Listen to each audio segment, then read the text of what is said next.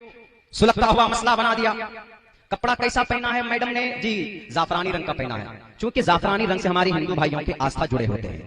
और टीवी पर बैठने वाले वो लोग जो नीम क्या बोलेंगे, नीम प्रोफेसर व्हाट्सएप यूनिवर्सिटी से शायद पढ़कर आते हैं, वो क्या कहते हैं आगे?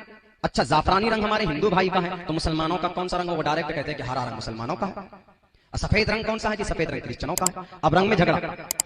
अब पूरा क्या बाइकआउट किसका?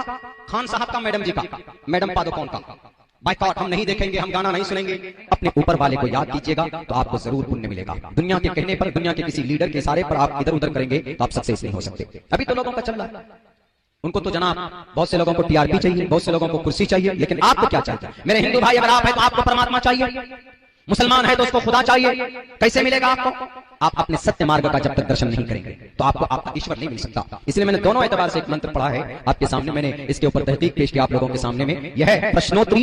ये ग्रंथ नहीं है बड़ी, लेकिन ग्रंथ से निकालकर छांट कर वेद व्यास जी ने इसको तैयार किया। प्रश्नोत्तरी, प्रश्नोत्तरी का श्लोक है जिसमें कहा गया कि हेतु ब्रह्मगति स्थान सत्संगति दान विचार तोषा, कि जमीन पर अगर तुम अमन चाहते हो, इस धरती के ऊपर ईश्वर की कृपा चाहते हो, तो उस ईश्वर का नाम लो, नेताओं का नाम मत लो, लीडरों का नाम मत लो।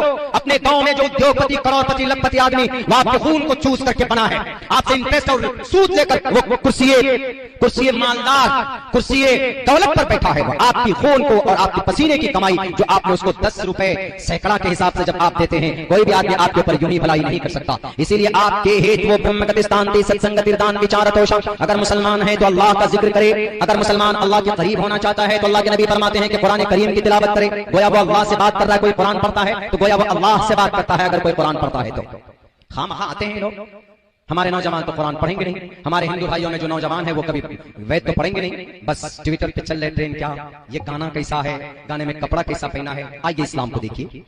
इस्लाम तो पहले से कह रहा है, शाहरुख खान बनाए गाना कि अमरीश पुरी बनाए गाना, कोई भी गाना बनाए, कैसे भी बनाए, इस्लाम में गाना बनाना, सुनना with the musical, it is prohibited, it is not allowed according to the Islamic शरीया। 1450 साल पहले से रब कहता है वो मिनन नास मन यश्तरी लहवल हदीस लियुज़िल्ला अन सबीलिल्लाह। लेकिन आज जनाब this is a burning issue. सुलगता हुआ मसला बना दिया।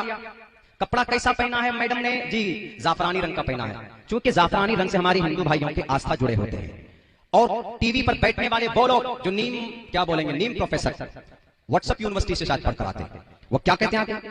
अच्छा जाफरानी रंग हमारे हिंदू भाई का है तो मुसलमानों का कौन सा रंग? वो डायरेक्ट कहते हैं कि हरा रंग मुसलमानों का है। सफेद रंग कौन सा है? जी सफेद रंग क्रिश्चियनों का है। अब रंग में झगड़ा। अब पूरा क्या बाइकआउट किसका? खान साहब का, मैडम जी का, मैडम पादुकोण का बाइकआउट। हम नहीं देखेंगे, हम गाना नहीं सुनेंगे। हमने कहा कि कुरान ने जो 1450 साल पहले जो बात कही थी अब अकल में आ रही है, कम से कम अब तो सपोर्ट करने की गाना मत सुनो। 1450 साल पहले रब ने कहा वला तश्तरू बि आयाती व मिनन नास मन यश्तरी। मोमिन नहीं है, मिनन नास लोगों में से कुछ लोग हैं, मन यश्तरी लहवल हदीस लियुज़िल्ला अन सबीलिल्लाह, जो लोग खरीदार बनते हैं बकवास बातों के, इसलिए ताकि वो ईश्वर के सही रास्ते से भटका दें।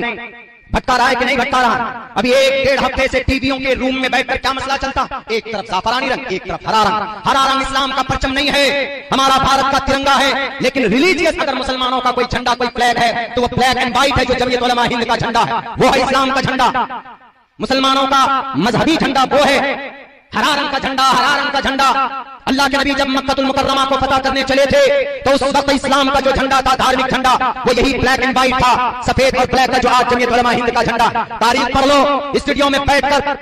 इस देश को गुमराह करने वालों, हरा झंडा इस्लाम का नहीं, भारत के तिरंगे के अंदर हरा है तो इससे इशारा है मुस्लिम कम्युनिटी, सफेद क्रिश्चियन कम्युनिटी, और जो जाफरानी रंग का उससे हमारे इस देश के अंदर हमारे सनातन धर्मी भाई मुराद। लेकिन वो एक प्रूफ नहीं है, इशारा है इनके तरफ। ये 3 बड़े मजहब की तादाद, लोगों की तादाद ज्यादा है तो इसीलिए इनको वहां पर दर्शाया गया। खामखा झंडे से क्या लेना देना?